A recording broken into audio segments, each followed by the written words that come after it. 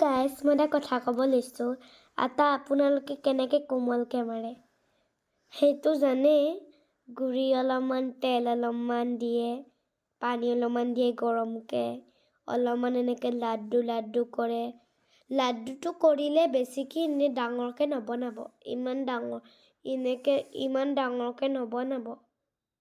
ডাঙৰকৈ নবনাব অলপমান মানে বেছি সৰুকৈও নহয় মানে ইমান টুকুৰা দৰেও নহয় অলপ ইমান ডাঙৰকৈ নবনাব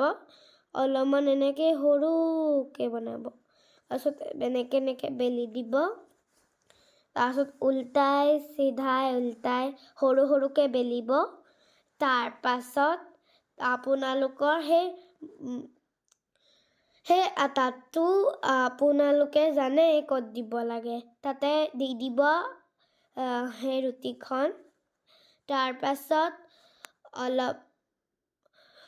অলপমান এনেকৈ কৰি দিব চামুচখনেদি এনেকৈ যে কৰে সেনেকৈ কৰি দিব মানে কিউ দিব লাগিব ন কিউ য়েছ তাৰপাছত সেনেকৈ দি পেলাই মানে অলপমান সুদাকৈ হৈ যাব সুদাকৈ খাই চাবচোন পাতল ৰুটি বহুত ভাল লাগে ডাঠকৈ বনালে ভাল নালাগে বাই বাই আহিছোঁ এতিয়া